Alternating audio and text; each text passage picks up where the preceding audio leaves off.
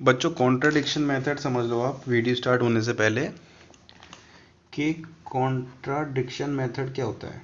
Contradiction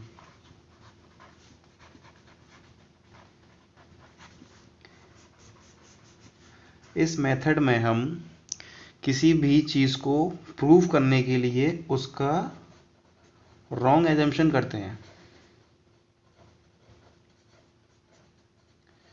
किसी भी चीज़ को सही प्रूव करने के लिए उसका रॉन्ग एजम्पशन करते हैं। ठीक है, आने वाले क्वेश्चन में हमें देखो प्रूव करना होगा कि रूट 5 इज ए रेशनल। क्या पर प्रूव करना होगा रूट 5 हमारा इरेशनल नंबर है। आप इसे प्रूव कीजिए। रेशनल है पता है, लेकिन प्रूव कैसे करना है इसे। तो ऐसे प्रूव करने के लिए हमें एक रॉन्ग एजम्पशन लेनी पड़ेगी कि let root 5 is a rational number. ठीक है, सही प्रूफ करने के लिए इसमें हम लेते हैं रॉन्ग एजम्पशन, उसको बोलते हैं कॉन्ट्राडिक्शन मेथड। अब हम देखेंगे अपनी एक्सरसाइज 1.3। ठीक है, इसे करने से पहले सबसे पहले दो चीज़ें देखेंगे। सबसे पहले को सीखेंगे हम, क्या सीखेंगे, रियल नंबर्स क्या होते हैं।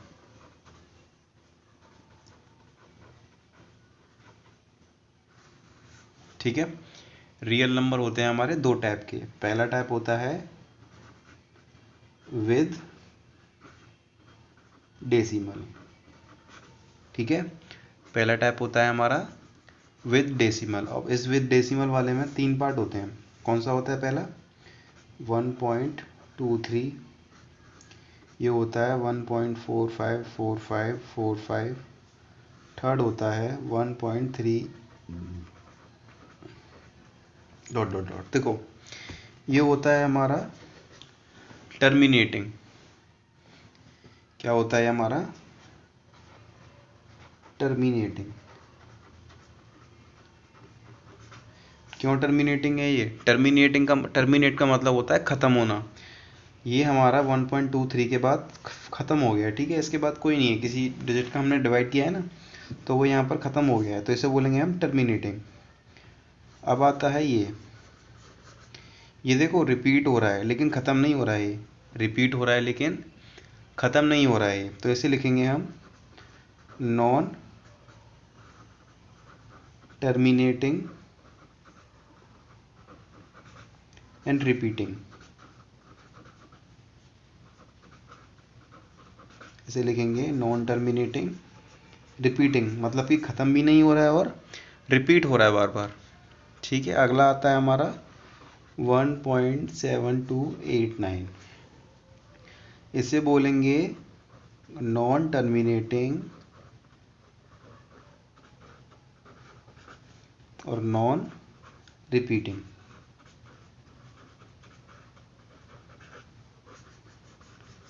ये है हमारा non terminating non repeating number. ठीक है, अब देखो इधर, मतलब कि ना तो ये ख़त्म हो रहा है ना ही ये रिपीट हो रहा है, मतलब ख़त्म भी नहीं हो रहा है और रिपीट भी नहीं हो रहा है।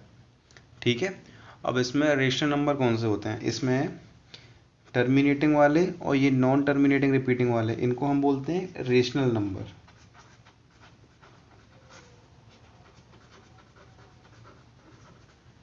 ठीक है, ये दोनों होते हैं हमारे रेशनल नंबर, लेकिन ये हमारा रेशनल नंबर नहीं होता, इसीलिए इसे बोलते हैं हम इर्रेशनल नंबर।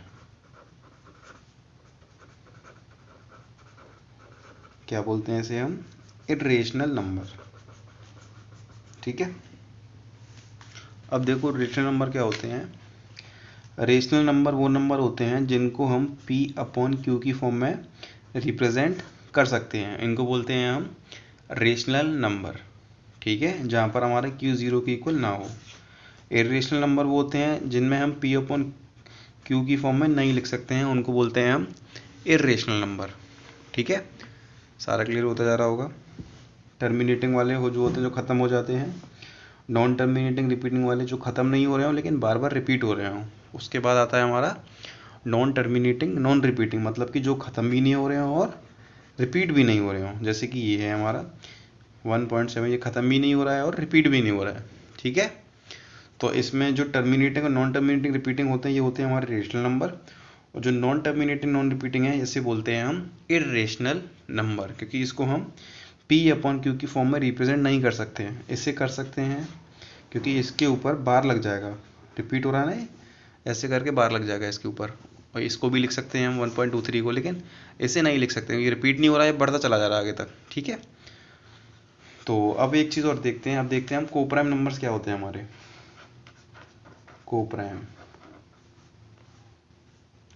कोप्राइम नंबर वो होते हैं, जैसे कि हमारा 8 है तो 8 के फैक्टर ये होंगे हमारे 1 इंटू 2 इंटू 4 इंटू 8, मतलब कि 8 इनसे डिवाइड हो सकता है। और 9 हमारा 1 इंटू 3 इंटू 9, 8 हमारा इन डिजिट से डिवाइड हो सकता है और 9 हमारा इन डिजिट से डिवाइड हो सकता है। ठीक है, कोप्राइम नंबर वो नंबर होते हैं जिनमें केवल कॉमन फैक्टर 1 होता है। अब शॉर्ट समझ लो, कोप्राइम नंबर वो नंबर होते हैं जिनमें कॉमन फैक्टर केवल 1 होता है हमारा, उनको बोलते हैं हम कोप्राइम नंबर्स। ठीक है, चलते हैं हम अपनी क्वेश्चंस पे। अब हमारी एक्सरसाइज है 1.3। इसका पहला क्वेश्चन हमसे कह रहा है कि हमें प्रूव करना है कि जो हमारा √5 है वो रेशनल नंबर है, इरेशनल है, sorry irrational not rational, irrational number. ठीक है, तो देखो एज्यूम कर, अब इसको हम कैसे सॉल्व करेंगे, इसको हम रॉन्ग एजम्पशन करके सॉल्व करेंगे। कैसे रॉन्ग एजम्पशन, देखो यहाँ लिखते हैं let √5 is a rational number. Let √5 is a rational number, तो जब रेशनल नंबर है हमारा √5, तो जो √5 है हमारा वो P/Q के इक्वल होगा, और यहाँ पर हमारा Q 0 के इक्वल नहीं है। ठीक है, और यहाँ पर P और Q हमारे क्या हैं, कोप्राइम्स हैं। कोप्राइम्स बताया था ना, जिसमें कॉमन फैक्टर केवल 1 आता है, उनको बोलते हैं हम कोप्राइम नंबर्स। ठीक है, यहाँ पर P और Q हमारे क्या हैं, कोप्राइम्स हैं। ठीक है, अब देखो P हो जाएगा हमारा √5 Q के इक्वल, ये हो गई हमारी फर्स्ट इक्वेशन। अब करेंगे यहाँ पर स्क्वायरिंग ऑन बोथ साइड। ठीक है, दोनों साइड्स का स्क्वायर करेंगे हम, तो ये हो जाएगा हमारा P का स्क्वायर और ये हो जाएगा हमारा √5 Q का स्क्वायर। जिससे ओपन करने पे क्या आएगा हमारा, √5 को यहाँ लिख लो पहले, √5 Q का स्क्वायर। ठीक है, P स्क्वायर, इसे ओपन करेंगे तो ये हो जाएगा 5Q स्क्वायर। यहाँ तक कोई दिक्कत नहीं होगी। इस 5 को ले आओ इसके नीचे, इस 5 को ले आओ इसके नीचे, P²/5 इज इक्वल टू, ये हो जाएगा Q स्क्वायर। ठीक है, तो एक चीज़ देखना है यहाँ पर, आप यहाँ लिखता हूँ कि जो 5 है, 5 डिवाइड्स P²। जब ये 5 हमारा P² को डिवाइड कर रहा है, सो 5 डिवाइड P ऑल्सो। डिवाइड की स्पेलिंग DI आएगी, सॉरी, 5 डिवाइड्स P², सो 5 डिवाइड P ऑल्सो। तो यहाँ पर हो जाएगा हमारा P/5, क्या हो जाएगा यहाँ पे हमारा P/5 इज इक्वल टू, में क्या एज्यूम कर लें, यहाँ मान लेते हैं हम C, एज्यूम कर लेते हैं C को। ठीक है, अब 5 का मल्टीप्लाई हो जाएगा C में, तो P² इज इक्वल टू हमारा कितना निकल के आएगा, 5C। P² निकल के आएगा हमारा 5C। ठीक है, अब इस P की वैल्यू को यहाँ पुट कर दो, put in first equation. P की वैल्यू को पुट कर दो फर्स्ट इक्वेशन में, तो यहाँ पर P की जगह कितना आ जाएगा, 5C आ जाएगा, क्योंकि P is equal to √5Q है ना, और यहाँ P is equal to 5C है, तो 5C उठ के आ जाएगा इधर, 5C हमारा आ गया इस P के प्लेस पर। ठीक है, तो क्या हो जाएगी वैल्यू हमारी, देखो देखो देखो, तो यहाँ पर आ जाएगा हमारा 5C is equal to under root के 5 क्यू। ठीक है, अब इसका भी स्क्वायर करो, यहाँ करो स्क्वायरिंग ऑन बोथ साइड। तो ये हो जाएगा 25c², ये हो जाएगा 5q²। ठीक है, 5c का स्क्वायर करोगे आप तो ये आपका 25c² आ जाएगा, और √5 का q का स्क्वायर करोगे तो 5q² आएगा, बिकॉज √5 का स्क्वायर करने पे 5 ही आता है केवल। ठीक है, अभी 5 आ जाएगा इसके नीचे, तो ये हो जाएगा हमारा 5c² = q²। ठीक है, या फिर इस 5 को इसको क्यूब के नीचे लो, c² = 5q² अपॉन के 25, 5 5 से 25। अब यहाँ लिखो 5 डिवाइड्स q², सो 5 डिवाइड q ऑल्सो। जब 5 हमारा q² को डिवाइड कर रहा है तो q को भी डिवाइड करेगा, जैसा कि यहाँ पर हमने किया था। तो यहाँ क्या आएगा हमारा, c = q/5। ठीक है, 5 का मल्टीप्लाई हो जाएगा ऊपर, तो ये हमारा क्या निकल के आएगा, q = 5c। ठीक है, q = हो जाएगा।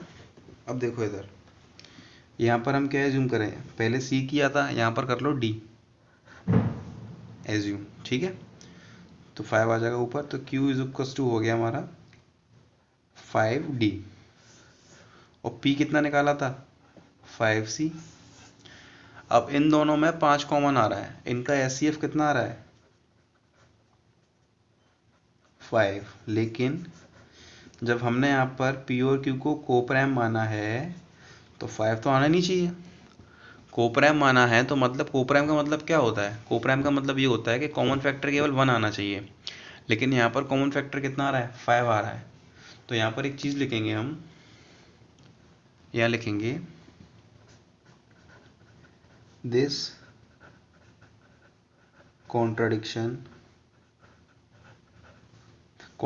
मेथड का मतलब होता है किसी चीज़ को रॉन्ग एजम्पशन मान के प्रूव करना। ठीक है, सॉल्व करना, किसी चीज़ को गलत एजम्पशन मान के, जैसे कि हमने किया था ना √5 इज रेशनल नंबर, लेकिन हमें पता है कि √5 हमारा इरेशनल होता है, तो हमने यहाँ पर गलत एज्यूम किया था, इसे बोलते हैं contradiction. This contradiction has arisen because of our incorrect assumption that √5 is rational, but √5 is irrational। तो ये आपको ऐसे सॉल्व करके दिखाना पड़ेगा। क्वेश्चन फर्स्ट था ये हमारा। ठीक है, अगला क्वेश्चन है अब हमारा क्वेश्चन नंबर 2। हमसे कह रहा है कि प्रूव करना है हमको कि 3 + के 2 √5 हमारा क्या है, ये इरेशनल है।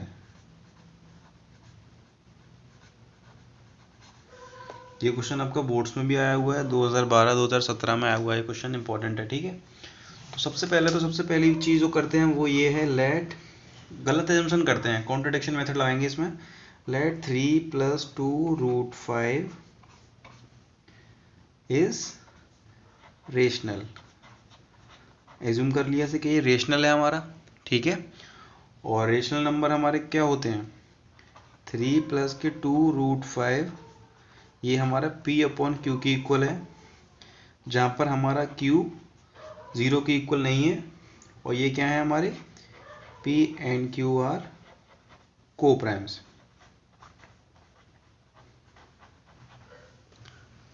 ठीक है, p and q आर हमारे क्या हैं, कोप्राइम्स हैं। तो अब देखो इधर 3 + 2 √5 is equals to p upon q. 3 को ले जाओ उधर, 2√5 is equals to p upon q minus का 3 हो गया ये। एलसीएम ले लो इनका, 2√5 is equals to p minus के 3 क्यू अपॉन क्यू, 2 आ जाएगा इसके नीचे। तो √5 is equals to p minus के 3 क्यू अपॉन 2 क्यू। अब एक चीज़ इधर गौर करना कि देखो जो √5 है हमारा, ये होता है irrational,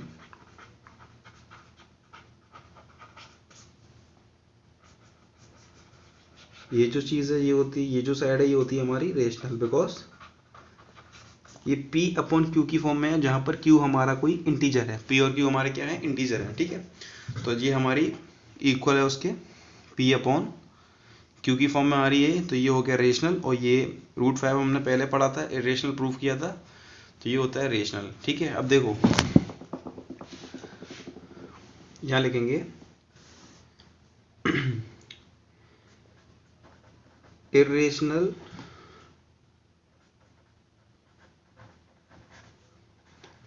cannot be equal to rational, irrational cannot be equal to rational, ठीक है। irrational नंबर कभी भी रेशनल के इक्वल नहीं होंगे। आप यहाँ पे लिखो this contradiction has arisen because of our wrong assumption that 3 plus 2√5 is rational, 3 plus 2√5 is irrational, ठीक है। ये स्टेटमेंट आपको लिखना होगा। irrational cannot be equal to rational, this contradiction has arisen because of our wrong assumption, जो हमने गलत assume किया था ना ऊपर, जो लेट 3 plus 2√5 रेशनल है, इसीलिए ये हुआ है। This contradiction has arisen because of our wrong assumption that 3 plus 2√5 is rational but this is irrational, ठीक है। ओके, अब चलते हैं अगले क्वेश्चन पे। अगला क्वेश्चन हमसे क्या कह रहा है, इस क्वेश्चन को तो इसी पे कर देंगे।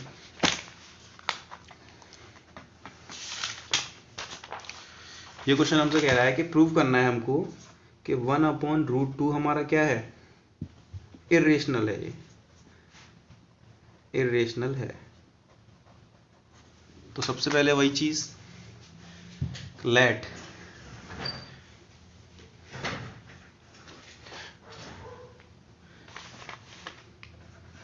let 1/√2 is rational. तो जब रेशनल होगा ये 1/√2 हमारा किसके इक्वल होगा, p अपॉन क्यू के, ठीक है।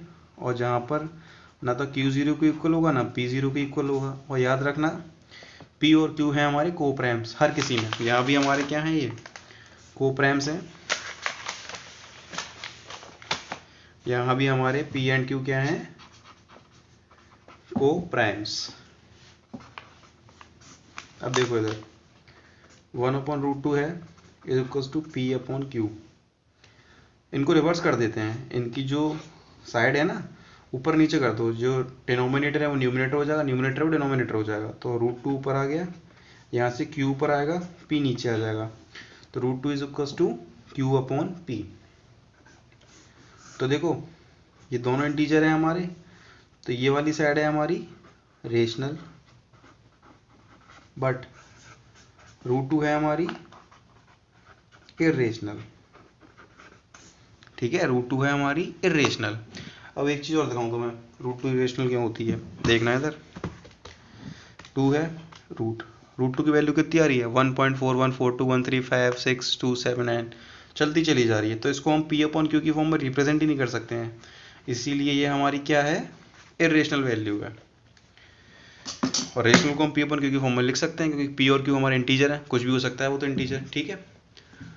अब देखो देखो देखो देखो, पर इंटीजर हमारे कभी पॉइंट्स में नहीं होते, याद रखना, ठीक है। इंटीजर हमारे कभी पॉइंट्स में नहीं होते हैं। तो फिर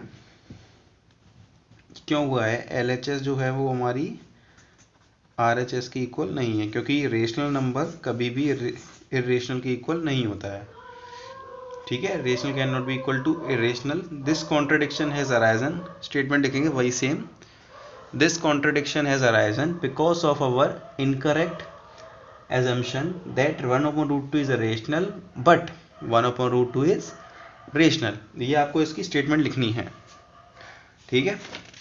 अब चलते हैं बच्चों क्वेश्चन नंबर 2 पे, इसके पे जो कि है हमारा 7√5।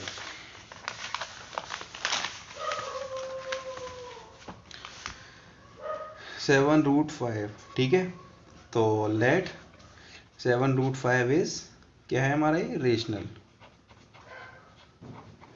तो रेशनल है, ऑब्वियसली बात है, तो ये हमारा पी अपॉन क्यू के इक्वल होगा। 7 आ जाएगा इसके नीचे, तो ये हो गया पी अपॉन 7³ ये हो गया √5, ठीक है। तो देखो ये हो गया रेशनल, बट ये हो गया इरेशनल। क्यों हो गया, क्योंकि रेशनल नंबर जो होते हैं वो हमारे पी अपॉन क्यू की फॉर्म में होते हैं, और पी और क्यू हमारे कोई इंटीजर्स हैं, ठीक है। और √5 होता है हमारा इरेशनल, क्योंकि इसे हम पी और क्यू की पी अपॉन क्यू की फॉर्म में रिप्रेजेंट नहीं कर सकते हैं √5 को, ठीक है। इससे पहले बताया था क्यों नहीं कर सकते हैं, वैल्यू इसकी चलती चली जाएगी डॉट डॉट डॉट। तो rational can not be equal to irrational, same statement लिख देना इसका भी। This contradiction has arisen because of our incorrect assumption that 7√5 is rational but 7√5 is irrational। ये इसकी यहाँ पर स्टेटमेंट आ जाएगी। अब करते हैं हम अपना अगला क्वेश्चन। अगला क्वेश्चन है हमारा 6 + 2√2, 6 + √2। तो इसे भी समझो, 6 + √2, तो क्या लिखेंगे, लेट 6 + √2 इज रेशनल एंड 6 + √2 हो जाएगा हमारा p अपॉन क्यू के इक्वल, और q हमारा यहाँ पर 0 के इक्वल नहीं है, ठीक है। अब देखो 6 को ले जाओ उधर घुमा के, √2 = p अपॉन क्यू माइनस के 6, एलसीएम ले लो इनका, तो √2 हो जाएगा हमारा p माइनस के 6q अपॉन क्यू, ठीक है। ये हो गया। अब देखो ये तो हो गई हमारी रेशनल, सॉरी ये हो गई इरेशनल, ये वैल्यू हो गई हमारी रेशनल। √2 इरेशनल है, और ये हमारा क्यों इरेशनल है, क्योंकि ये p अपॉन क्यू की फॉर्म में नहीं है, और q हमारा यहाँ पर 0 के इक्वल नहीं होगा। और ये रेशनल है क्योंकि ये p अपॉन क्यू की फॉर्म में है, और यहाँ पर हमारा q 0 के इक्वल नहीं है, ठीक है। क्योंकि ये भी हमारा कोई इंटीजर है, ये भी हमारा कोई इंटीजर है, ये भी हमारा कोई इंटीजर है, लेकिन ये इरेशनल है। तो एक्सरसाइज हमारी 1.3 हो गई ख़त्म। स्टार्ट करेंगे अपनी 1.4 को।